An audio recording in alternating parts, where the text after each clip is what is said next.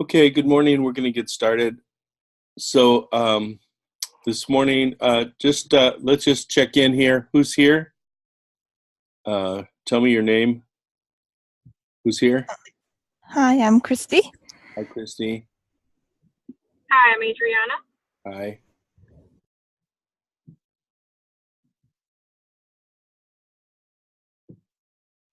My name's Maria. Okay.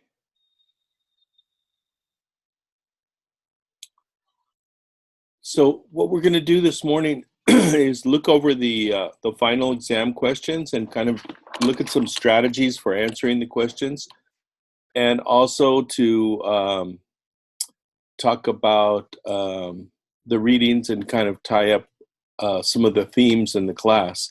Does anybody have anything else they want to bring up or any questions or concerns before we get started? Okay, so the main thing about the final exam is to try to give as much detail as possible and to cite the course readings and texts. So this is something that we want to try to, it's a mistake that students often make, is instead of looking in the course text for the answers, that they'll look outside. And this is really not a good strategy, since the material is all here, and this is where you really should focus your attention.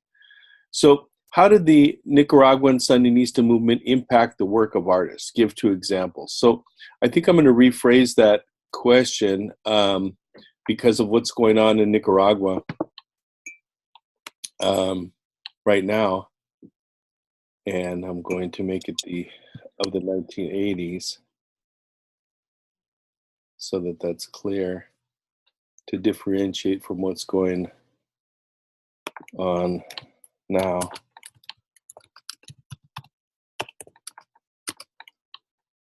Okay, so one of the things we looked at in this chapter was the impact of liberation theology and the work of Ernesto Cardenal. Hold on, somehow it's not letting me change that. Anyway, I'll change it later. So the work of Ernesto Cardenal in Solentiname. And how many of you saw the slides of the Gospel of Solentiname? Did anybody see that? Anybody? So in the Gospel of Solentiname, you can see how Ernesto Cardenal used poetry and painting to reference some of the social justice themes in the Bible. The idea of liberation theology was to highlight some of the moral lessons in the Bible and to apply them to politics and to apply them as strategies for people to combat some of the harsh situations and the injustice that they faced. So you could look at the example of Ernesto Cardenal, the way he used poetry. Also, one of the ways to get poor peasants involved in the arts was by redefining what art was, because many people had seen art as something of the elite, something that required training and preparation, and something that wasn't accessible to ordinary people. And I'm sure that some of us share that idea. But what Ernesto Cardenal did was to redefine the nature of painting and the nature of poetry. He defined poetry as a recounting of lived experience, a sharing of lived experience. Again, so a poem then could be just a recounting of somebody's life, but with detail, to kind of describe the details of their lives, and to use painting again to paint the world that they saw around them, and not just the physical world, but also the spiritual world that surrounded them. So by doing this, he empowered people to become artists, to kind of unleash their creativity and define this as being an artist, something that established artists had a problem with this much later in the 1980s when Ernesto Cardenal became the Minister of Culture and implemented this into a strategy for cultural development in the country.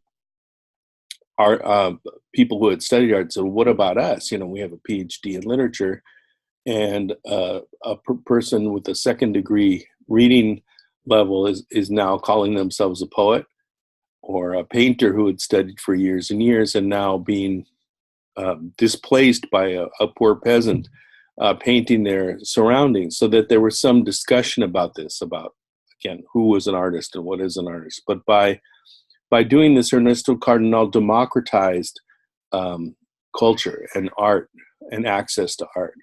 So this would be one of the examples. You could look at some of the examples after the revolution, the idea of the revolution of poets. Again, the poetry became an important part of government policy, as many of the government leaders were poets, and encouraged people to write poetry and to use poetry and express themselves in poetic ways.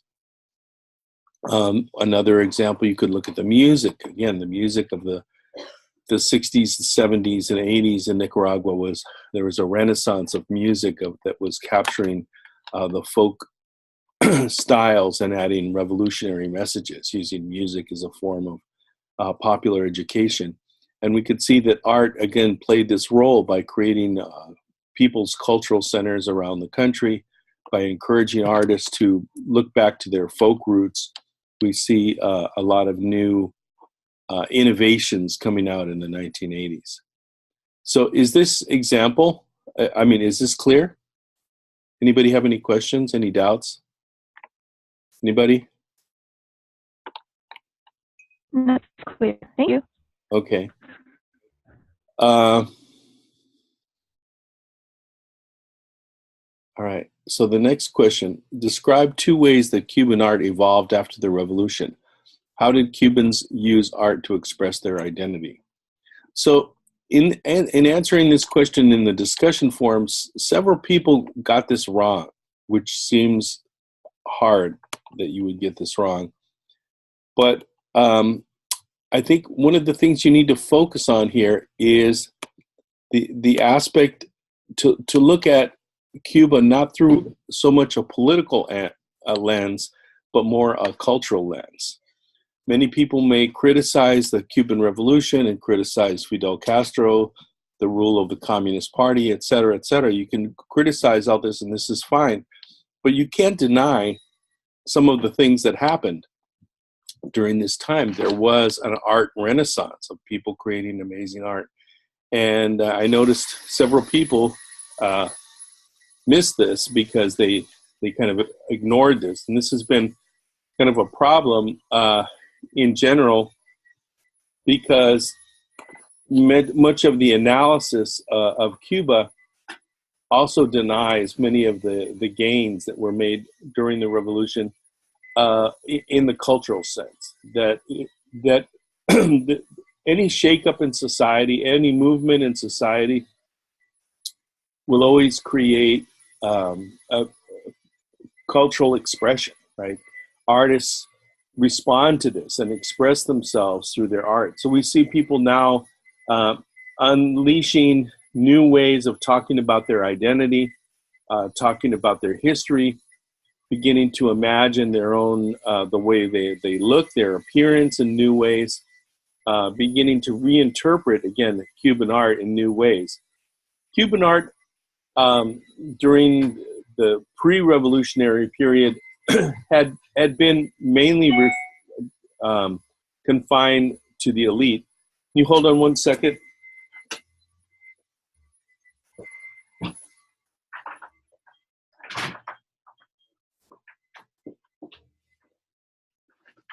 Somebody turn on a vacuum cleaner here. So Cuban art, again, had been defined by the elite, and we could see, although there were several movements, kind of protest movements or progressive art movements, these didn't have a huge impact because the art wasn't accessible to people. art wasn't as important in society because people couldn't see it. People didn't have access to it. And with the revolution, again, the opening of museums, galleries, cultural centers, etc., people have access to art. Also, one of the things that happened in Cuba, because of the lack of an open media, people looked at art as a form of interpretation of current events. People would look to the work of artists to kind of interpret what was going on in society as kind of a lens and a way of looking at kind of the existential crisis that people were facing. An existential crisis, again, that internal crisis of what to do. Here you are living now in a socialist society where you're forced to share and to give, to share with others and to hide your own self-interest and to give the best of yourself for others rather than for your own benefit. And this is very difficult. This is very painful. So much of the art, again, expresses this angst, again, this pain at these changes and the way people are responding to it. So many people saw these as critical of the government, but also they were just reflecting on what was going on, again, which is what artists are supposed to do. And again, artists were trained, many of the revolutionary artists were trained in the 1960s by other revolutionary artists who saw that our job is to be like Che, to denounce injustice wherever we see it, to become these revolutionaries holding on to the revolutionary ideals. So when the artists began to express themselves and to come out as professional artists, many of the artists who began their training in the 60s, by the 1980s, had become very accomplished artists in the technical sense, the artistic sense, and began to create these very nuanced and very complex works reflecting on all these ideas, again, what it is to live in a revolution and looking not just at the positive, but also at the negative and the complex changes that had gone on. So in the 1980s, what we see is that many of the artists began to create these complex works, which were not accepted by the gallery administrators, by the museum administrators, the people who would show this work. They didn't want to get in trouble. They thought, oh, this is revolutionary stuff. There's naked people, they make complex political statements. We're going to get in trouble by showing this.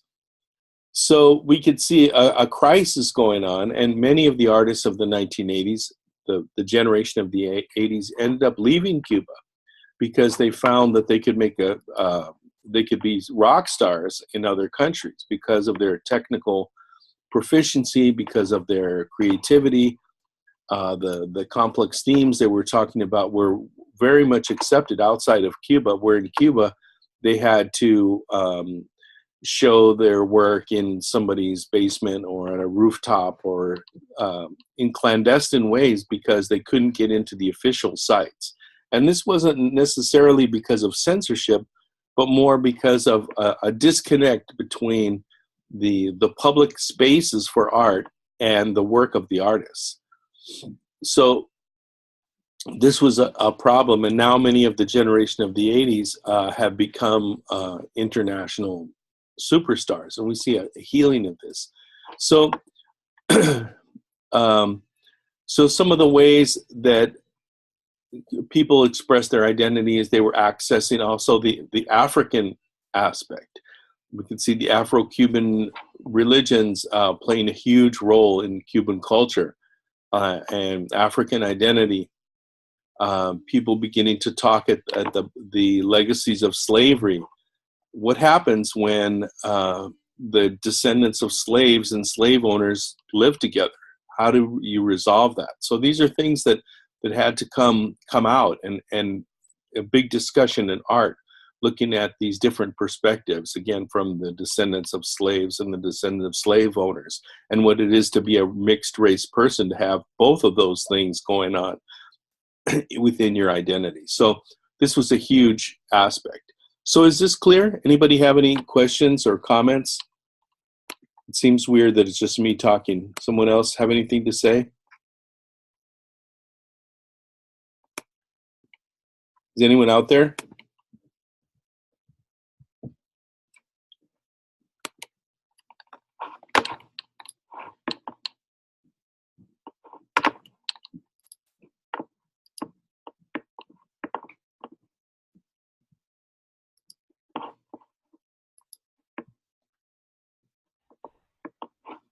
Hello? Yeah, it's clear. It's clear. I'm just processing and just writing down some notes. Okay. Yeah, I'm not sure because I can't see anybody anymore. I'm just wondering if you're still out there. Okay. So is everybody clear? Should we move on? Mhm. Okay. So describe the goals of the 1990s Zapatista Rebellion. What did the Zapatistas hope to achieve with their rebellion? Give a brief description. How did their movement impact Mexican culture in the 1990s? So to answer this question, you can do the readings, but also it's key to watch the film The Sixth Son, because this film lays out a lot of the ideas of the Zapatistas, and you can see it in practice. Again, to read about it doesn't really, it's hard to imagine it in your mind. And the film really lays out the impact also that it had on Mexican culture. And one of the things, the goals of the Zapatista Rebellion were to give a voice to the indigenous people of Mexico, again, to kind of stop the takeover of indigenous land and the extermination of many of the bases of the indigenous survival, which was the growing of corn. And they saw that the 1994 NAFTA treaty would allow the importation of corn from the GMO corn from the United States, which would wipe out indigenous farmers. And this came to pass, and we even see now a huge rise in diabetes in Mexico because the GMO corn that's now imported, displacing the indigenous varieties, doesn't have the same nutrients that the indigenous strands had. And people now, tortillas and corn products, the basis of much of the diet of Mexican people, leading to a huge rise in diabetes. So some of the goals, the Zapatista Rebellion really begins in the 1960s. In the 1960s, we see the beginning of the Mexican Miracle, which was the beginning of widespread agribusiness in Mexico, which allowed for the growing of crops and massive farms. Industrial agriculture means basically taking over large tracts of land for agricultural use, and the use of industrial machinery like tractors and things like this.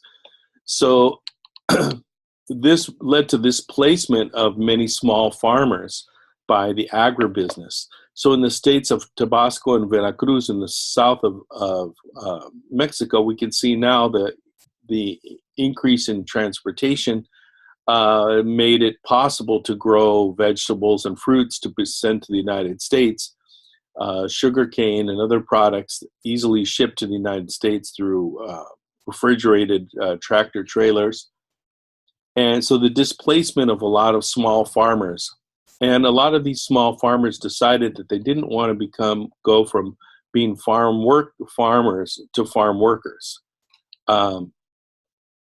So they didn't want to return to that peon status or the life of an itinerant migrant. So we see the beginnings of a movement towards these new Mayan communities that formed in the Lacandan jungle in the south of Chiapas. And the Lacandan jungle is a biosphere, a bioreserve in the south of Chiapas, pretty much a rainforest that was uninhabited or thought to be uninhabited, with no roads and no structures. And people began to form these Mayan communities to try to recreate the Mayan culture of the past, where they spoke the Mayan language, practiced the Mayan religion. And when we say Mayan, we're talking about a cultural group that includes many dialects, many different cultures, over 100 different varieties of Mayan communities and Mayan language that evolved there. And these communities began to try to separate themselves from the larger society and recreate the Mayan culture, and again, avoid any contact. In the 1960s, as the liberation theology movement began to grow, Bishop Samuel Ruiz, the Archbishop of San Cristobal de las Casas, who was part of the liberation theology movement, reached out to these people and began to offer them at least some help or some links to this larger movement. And these communities began to grow as people began to come from Tabasco and Veracruz, and the communities began to grow in the 1960s. In the late 60s, we see also the beginnings of a guerrilla movement in Guatemala, Guatemalan guerrillas starting to cross over the border, Guatemalan troops chasing the Guatemalan guerrillas, drug traffickers starting to come into the Lacandan jungle, cattle rustlers and other people, so that these Mayan groups began to form self-defense units to protect themselves, and they tried to collect some weapons and to find ways to protect themselves and to arm themselves. So we could see the beginnings of these communities. And according to the Mayan tradition, when there was some discord in the community or some discussion, some disagreement, the communities would divide, and the minority would leave and form a new community. Or when the community became too big that it was unmanageable, we would see them splitting up. So we see many communities forming in the Lacandan jungle with some unity, with councils that would meet and formulate ideas. And as in the 1980s, we see in the film, you can see Subcomandante Marcos talking about this, how other revolutionaries and students began to come to Chiapas to try to organize or to link up with this rebel movement that was forming there.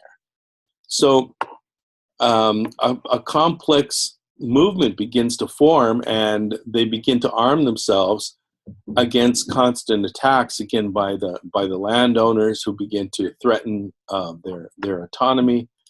And when they see the signing of the NAFTA free trade agreement, they decide that this is the beginning of the end, that the abolition of Article 27, which legalizes the ownership of collective land, the ejidos, the collective land, which is seen as the way the sustenance for these indigenous communities. Again, collective land, ownership of land, means not that each person is the owner of the land, but that the land can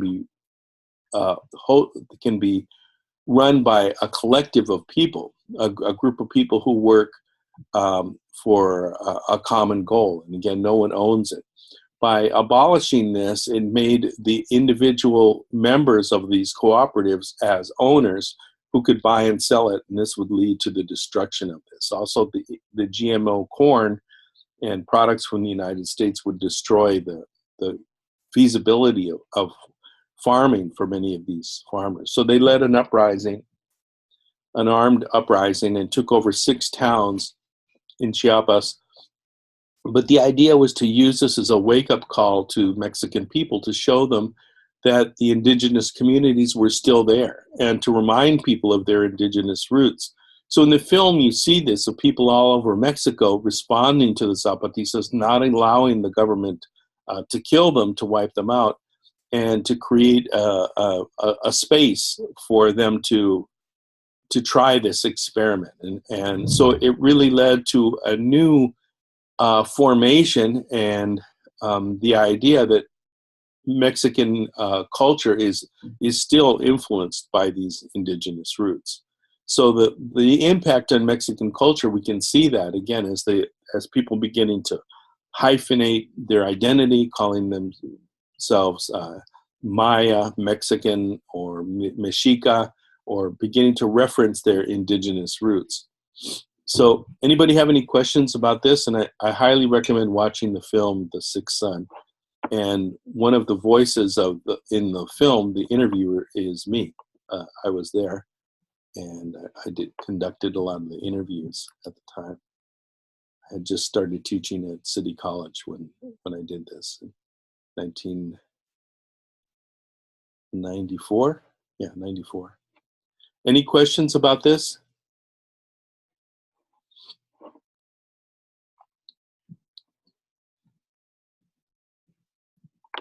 Can somebody say something so I know you're there?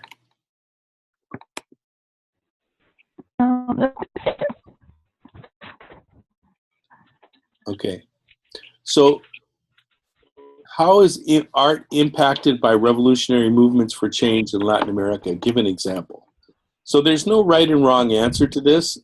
I just want you to give an example from the things that we've talked about, or something that you can find, a way that art is impacted by these revolutionary movements. And I think we could find a lot of them. We could see, for instance, Los Tres Grandes and the mural movement would be an example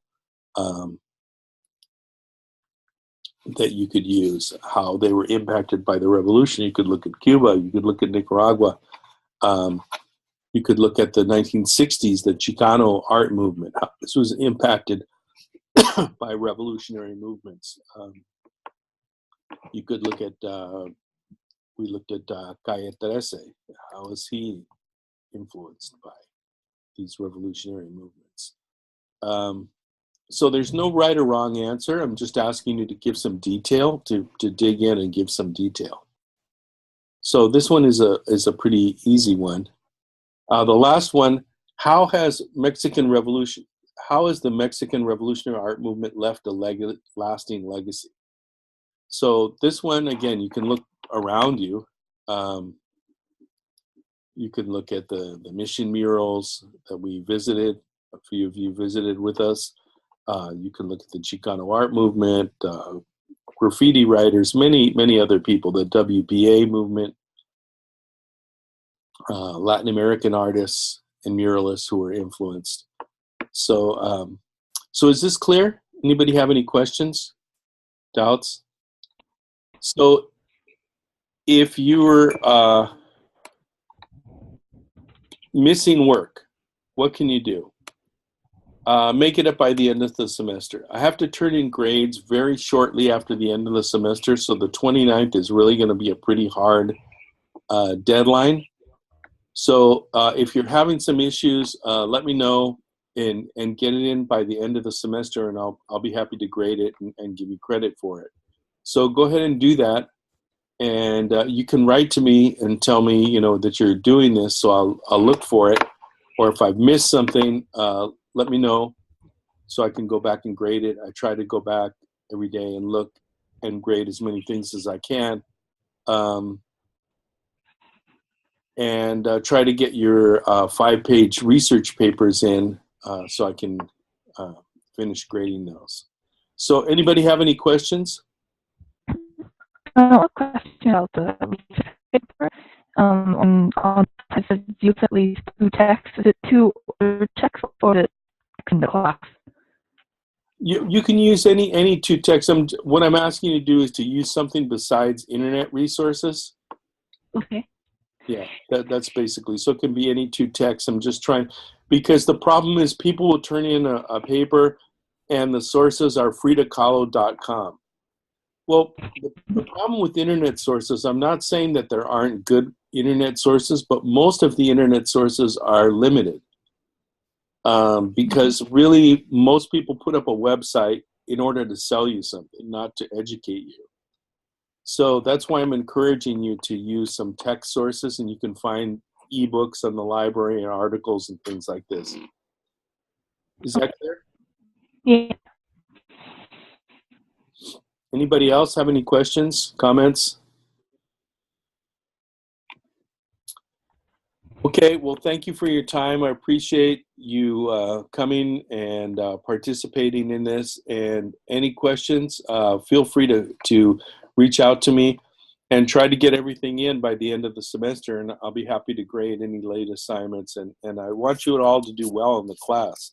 So if you're behind and frustrated and not sure what to do, email me and we can figure out how to do this. Or you can go back and rewrite some of your past assignments, redo some of for extra credit. If you're not happy with your grades, go back and look at them. I've made comments, or you can ask me, you know, what's wrong with this, and I'll be happy to go through it with you so you can get extra credit for past assignments. So is that clear? Mm-hmm. Okay, so can everybody say goodbye here or acknowledge that we're done? Thank you. Bye. Thanks, bye. Thank you.